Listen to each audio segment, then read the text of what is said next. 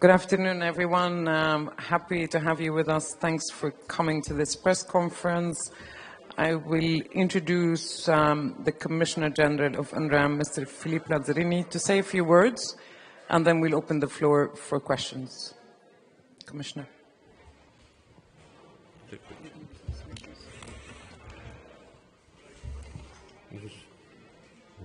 Thank you. Good afternoon.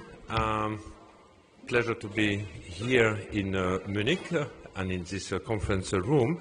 I suggest that I will start to deliver for 3-4 minutes the remark I have prepared, but obviously after that we will go into the Q&A session. So no doubt today I'm relieved that the ceasefire continued to hold in Gaza and that more hostages held in Gaza have been released earlier today. And I call once again for the release of all the hostages held in Gaza and for all the parties to fulfill their obligation, hoping that after the first stage of the ceasefire, we will be able to go into the second and then to the third stage of the ceasefire. Now, I will share with you an update on where the agency is operationally. As you know, our team continued to stay and deliver amid exceptional challenges in Gaza, in the occupied West Bank, including in Jerusalem. Our work in Gaza has contributed so far to the success of the ceasefire. We have, since January 19, reached 1.5 million people with food aid, and we have expanded healthcare, including the reopening of a health center, and we have increased the number of health points across the Gaza Strip. In fact, on a daily basis, we provide about 18,000 consultations a day. In the occupied West Bank, our staff remain on the ground. We are providing education for 50,000 girls and boys in our school, and our health center also remain open and they are running. Now, regarding the attack on the agency, including disinformation and misinformation, an issue I have raised more than one, there are concerted, as you know, there are concerted efforts ongoing with the aim to dismantle the agency. And among this effort, there is a lot of disinformation. In fact, I believe that the agency is a casualty of this war.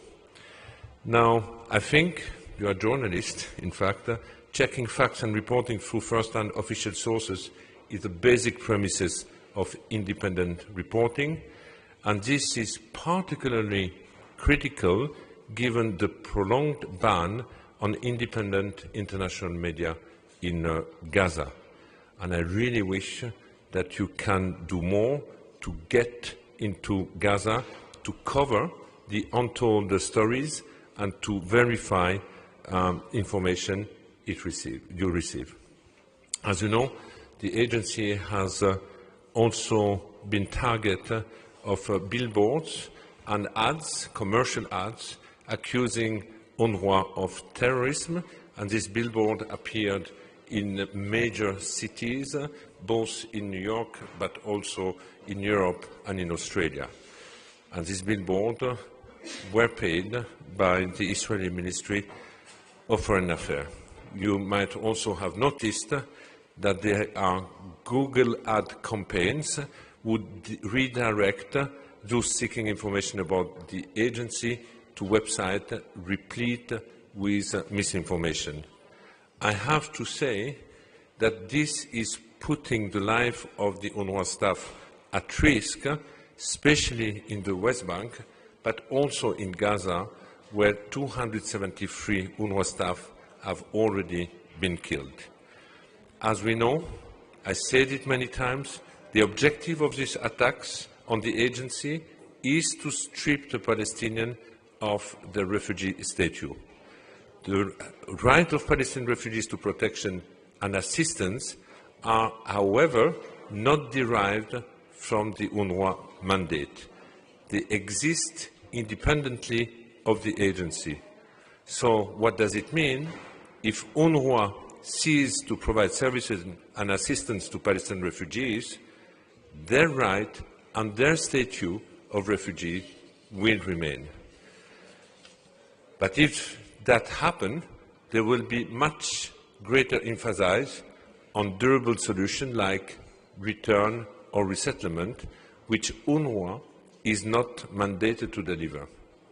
So bottom line, dismantling the agency would only deepen the suffering of Palestinian refugees, but it will not cancel the refugee statute. So let me briefly go back to the situation on the ground. Since the ceasefire began nearly 1 month ago, significant progress has been made in the delivery of humanitarian aid. On average, and this is part of the agreement, there have been 500 to 600 trucks a day. This is 10 times more than before, and it really shows that where there is a will, a political will, there is a way to deliver. It is still not enough, obviously, to meet the immensity of the need of the population on the ground. The good news is that the UN and the wider humanitarian community have reduced the risk of famine and alleviated hunger. In the West Bank, violence is surging. It is underreported, with significant forced displacement and civilian suffering. At least 40,000 people were forced to flee refugee camps in the northern area, like Jenin, Tulkarem, and Nablus.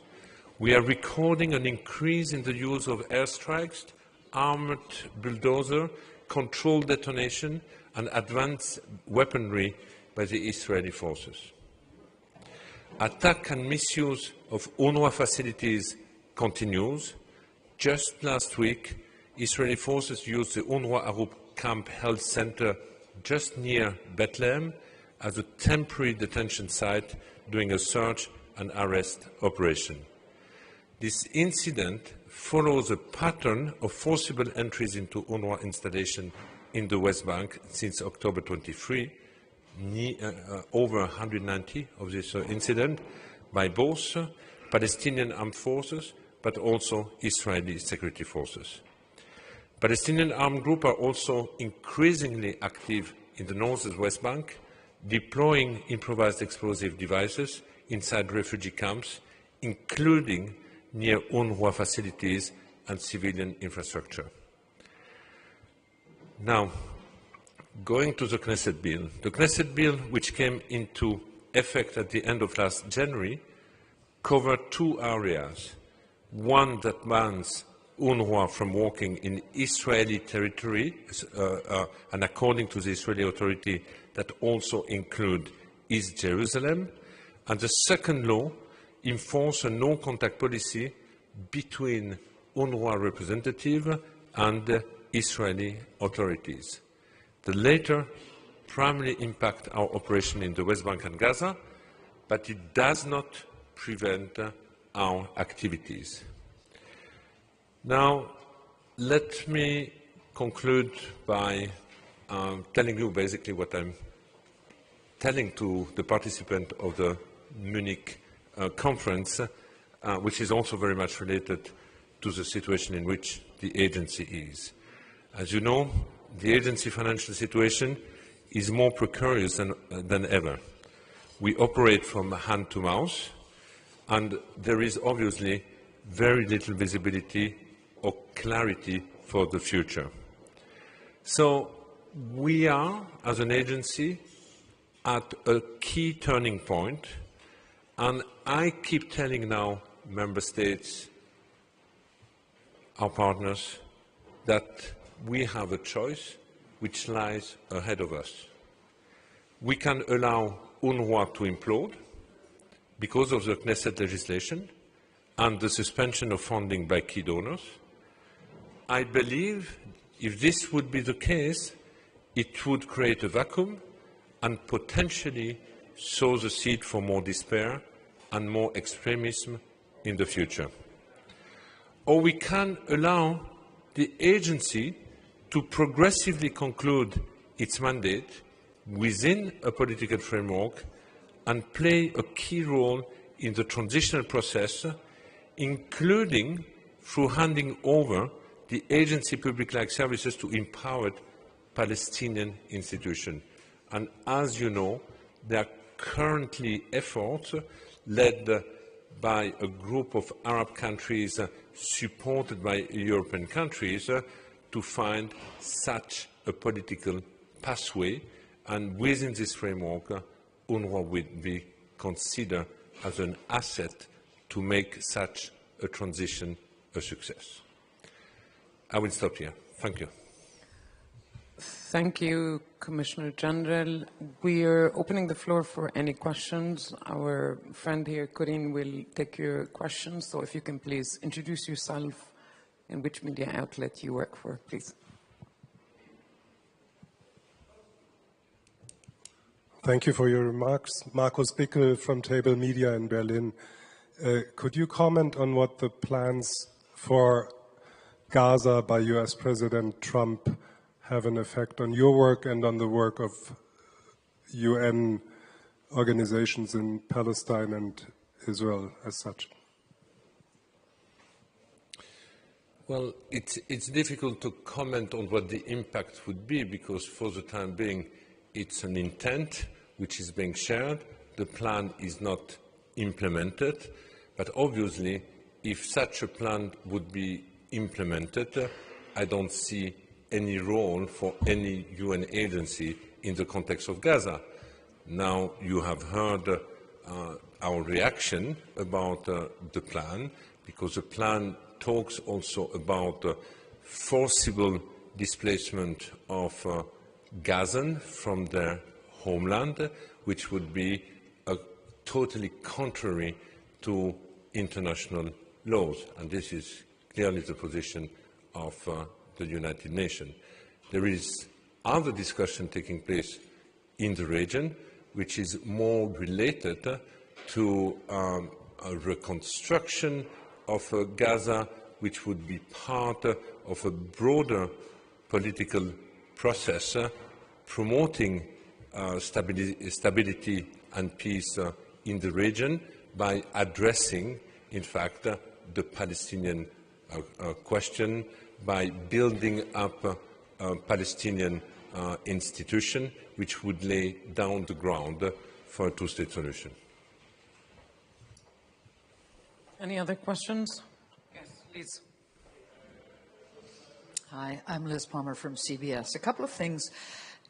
Are you making plans to hand off a lot of your work to other agencies in the event that the Israeli government really lowers the boom and stops you from working? And if so, which ones? How are you preparing for it? And the second thing is, can you tell us a little more about the Palestinian organizations who may help in fulfilling those humanitarian duties, and how close are they to being able to operate? Because a real political solution that would, include naming a Palestinian Authority in Gaza seems a very long way off. On your first question, I think we have to understand what the agency is all about. It's primarily a human development organization which is tasked to provide public-like services in the absence of a functioning state for the Palestinian refugees. So our core activities are government-like activities.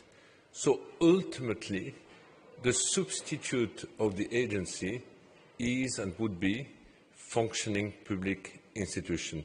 And that's the reason why before I was referring to, building up the capacity of a future a prepared and empowered Palestinian institution.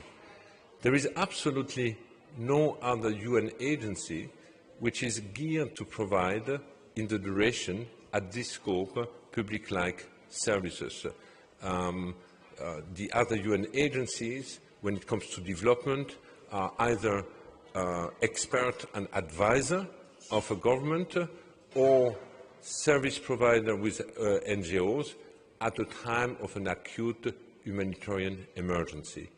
So when it comes to the acute humanitarian emergency, we are partnering with a broader UN family, with the other UN agencies.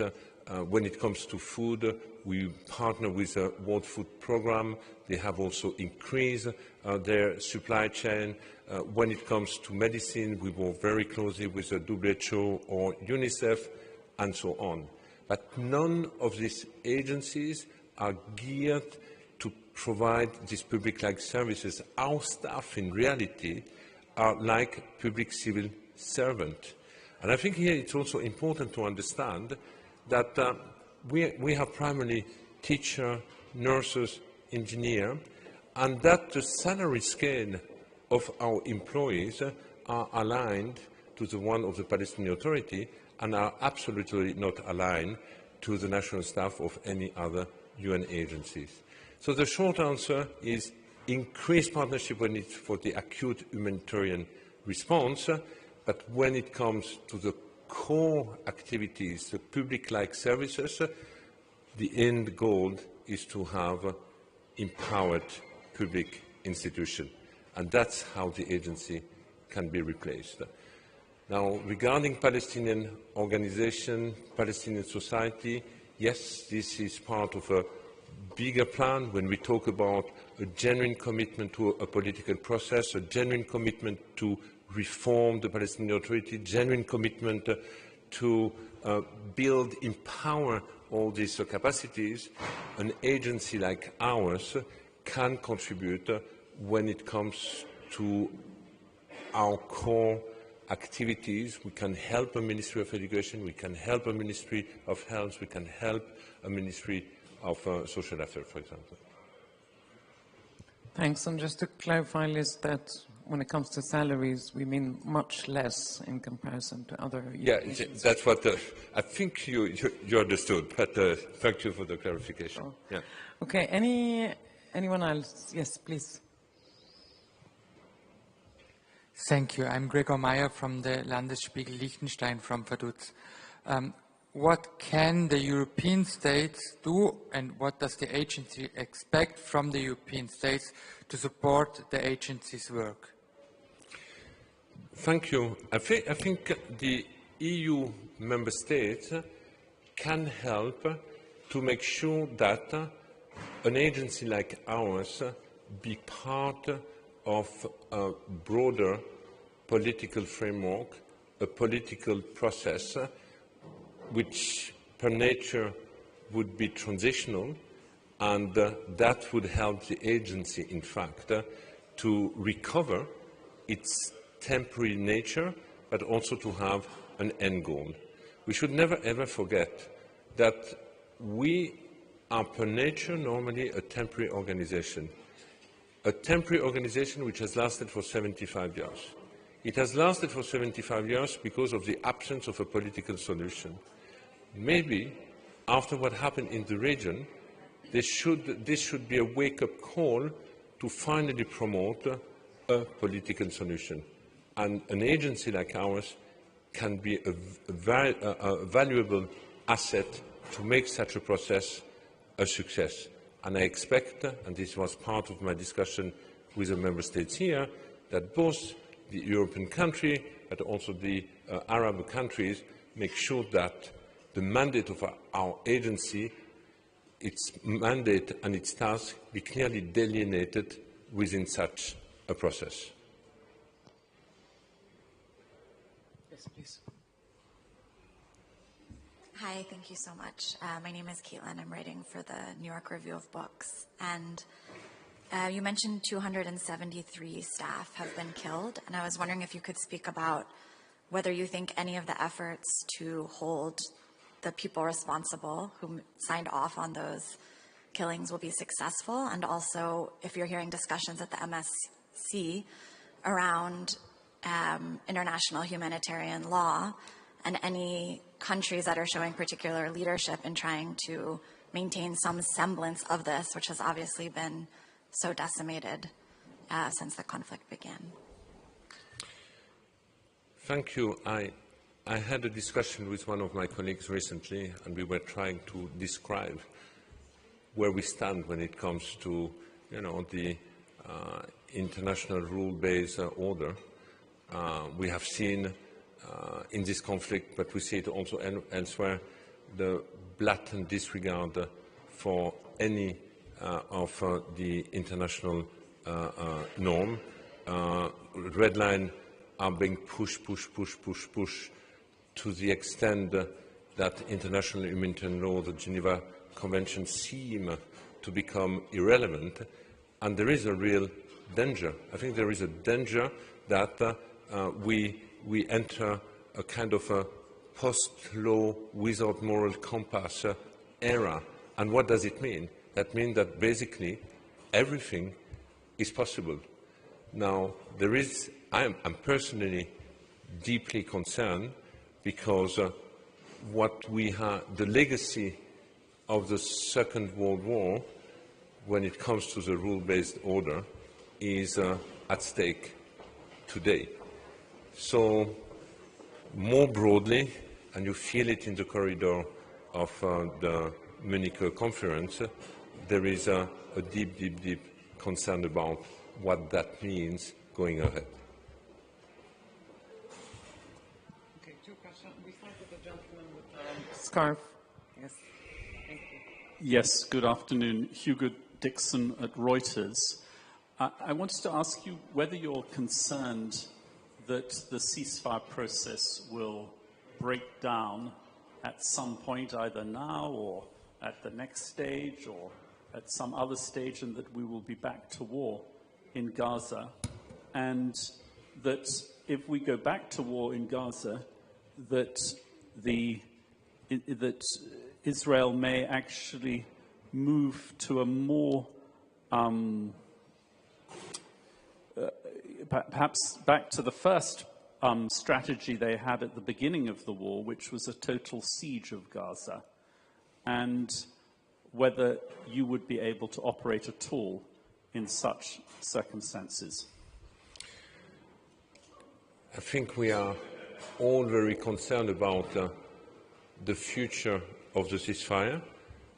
3 stages have been agreed. It's time to focus now on the second stage. I think even a few days ago we did not know if it would hold until today. The good news is that it has, and the good news is that hostages have been released, detainees have been released, and we can go to the next phase. But the concern is definitely here. It's a ceasefire which has been described as being highly fragile.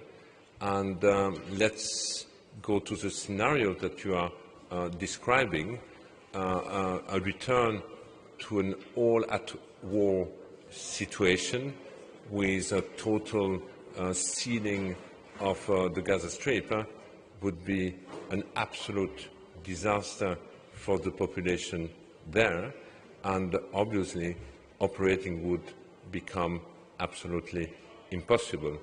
Now, sealing Gaza means also weaponizing the humanitarian assistance to population in danger.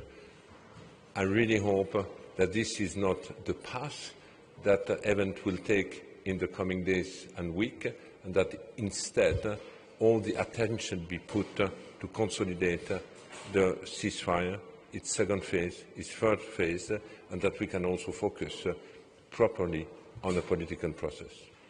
But the risk is here. Yes, please. Hi, that's Marmar Turel, writing for Responsible Statecraft.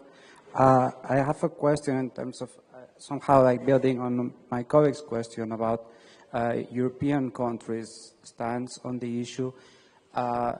We obviously don't have time to follow all the conversations here, but it seems obvious that on the main stage, at least, Gaza has been far less of a topic this year. Yeah, and then also, I mean, we know that without funds coming from the U.S. For UNRWA, but also for whole humanitarian aid effort, other countries should step up. Countries like Spain that may have supported UNRWA do not have the financial muscle to do that. In terms of like Germany, we don't know what to expect also from the next government. Friedrich Merz has said that they would not be arresting Netanyahu if he came here, and he has actually opened the doors for him to come. So I don't know if that's a statement about UNRWA, but one could say there's some clues there. So what do you expect, regarding European countries and funding for humanitarian aid in Gaza? Thank you. I expect that the European Commission, the European countries remain committed to the mandate that they are conferred to the agency through the UN General Assembly mandate, which has been, support which has been reconfirmed in November last year. So it is true, and you're right, that there is a lot of concern about the United States posture, not just with UNRWA, but more globally about their contribution and support to humanitarian aid. It is true also that a number of European countries are going through austerity budget, which is also impacting their overseas budget. So there is, I would say, a deep anxiety within the broader humanitarian and development community about the impact of the situation on the project, because at the end we are really talking about the well-being or the life-saving of millions of people across the world. Okay. Anyone else? Yes. Okay. So last question, please. Thank you. Wenzel Wiedenker from the publisher house Herde, Freiburg, Germany. I have a theoretical question. You mentioned your mandate is not to provide a political solution to the conflict, but only to uphold infrastructure where there is none. Would this, on the other hand, mean that UNRWA would support any political solution to the conflict, including a one-state solution, given the fact that most of the homes of the former Palestinians before 1948 now lie on Israeli soil and not on the soil of the West Bank? It's a theoretical question, so theoretical answer. Indeed, UNRWA is not an instrument put in place by the international community to promote a political solution. We have been set up to provide critical services to one of the most destitute communities across the region, being the Palestinian refugees, until the day there is a lasting and fair political solution. It does not say two-state, three-state, one state. It's a lasting and fair political solution. So basically, if the outcome of a political process is the one you are describing, obviously there would be no raison d'être for an agency like ours. Okay, thank you very much for coming. Nice to see all of you, and we'll see you again soon. Thank you.